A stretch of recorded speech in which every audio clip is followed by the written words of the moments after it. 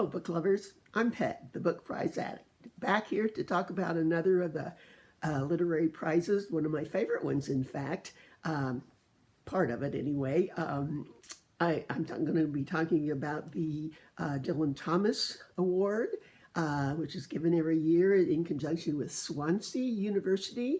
I've noticed that book prizes that are related to universities always seem to be somehow more literary than just ones that different judges pick out. Anyway, but this certainly was. I've been working on this 6-book list for a couple weeks now instead of making videos, but it was really enjoyable, and they're all really good books.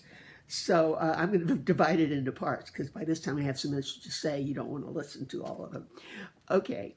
Dylan Thomas, of course, was a famous English poet mainly, and he died at the age of 39.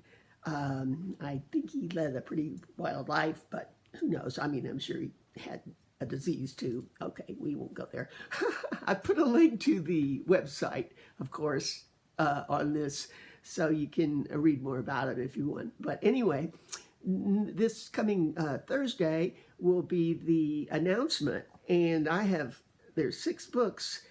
I'm going to break them into parts. I just want to talk more about them than I usually do, and this way you won't have to hold on for hours. Plus, my uploading is really slow. I noticed in the paper, our President Biden says he's going to make high-speed internet available to people who can't afford it. Well, you know, I wish he'd make high speed for those of us who are already paying for a service. Anyway, I won't go on. I just noticed that very, very slow lately. Okay, let's see, where was I? Also, besides that, next weekend is Dylan Thomas Day, probably his birthday. It's already his birthday. And all the books that are in this are from people who are under 40, 39 and under, which is what he was when he died. Okay, just a couple of them here. As I said, they were all good. I'm not really going to, at this point, pick any favorites. The first one is Open Water. This has won several awards, including the Costa Award for First Novel. And it deals with the young black man and woman who meet in London. And they're both artists, and just a natural for a relationship. Unfortunately, she's already involved with his best friend, but that sort of works out. Anyway, the whole story is told by the young man, the narrator, using the second voice, you. It really gives a strange intimacy to things when he says you. You can tell that he does tell what other people seem to be thinking, but it's different than when he talks about what he's thinking. It's just well done. I've noticed this in several books lately where they use you. It's a very poetically drawn story of their relationship, and it includes a lot of Black cultural references and depicts some racism that it was in a way new to me and quite enlightening. So this was a really good book. Okay, the other one, I've spent so much time on this is crazy, is a book of poetry. Can you imagine this being on the prize? But since Dylan Thomas was a poet, I guess it's not unsurprising. Anyway, this is in 2 parts, actually. The second part, to me, was much better than the first part. Oh, and I promised myself when I got this, I didn't have to pay very much for it used. I would really try. Sometimes poetry just doesn't get to me, but I would really try, and I would read it over slowly, think about the words, and it worked. It worked. I still could read it some more and get some more out of it, but I was surprised that, yeah, I really enjoyed it. Okay, first of all, the first part is a shorter first half. It's called, it deals with the 5 arrows of Kama, the Hindu god, and what each arrow does to when they hit someone, and it gets more serious as it goes, from stunning to paralyzing to killing to destroying.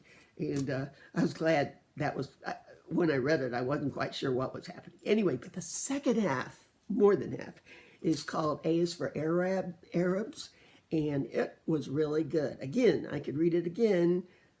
There's so much in it, but I just wanted to say a few things. This is about a family who moves, of refugees who comes from the Middle East, unknown country of the Middle East, and it's about their migration and their exile and home and belonging. There's a lot of books on these subjects lately, but not in poetry.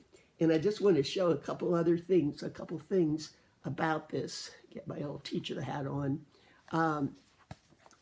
It's A is for Arabs, but it's done in Arabic, I guess you'd say.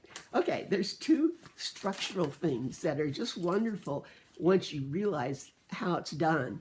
The first is called Abecedarian. Nope, Abecedarian. Okay, I think it comes from the alphabet, or it starts with AB, but it actually has each part, every line in it starts with a letter in alphabetical order. Now here you see the parts.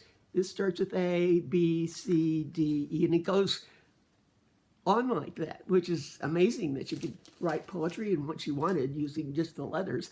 The other thing is it's done with a Fibonacci sequence, which is used in a lot of actually artistic terms. It's a way that rather than just have each stanza be equal, it starts with one, and then you add that together, and you get two. You add those together, there's three in here. You add those together, five. Anyway, 5, 4, 9. It gets real long, real quick. But it's just amazing how it works in. You would think that, why add something harder when you're writing? But I've heard several writers, and say that to have limits like that, to have boundaries, gives them more reason to work, or sometimes it actually comes out better. And this does. And I definitely want to read this again. There's a lot. It's easier reading because it's a family and you can tell what they're going through.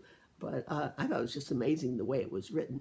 That's all I'm going to say. I'm just going to talk about the two today. I'll be back tomorrow with some others, but I wanted to get those and out of my system, and see you later. Bye.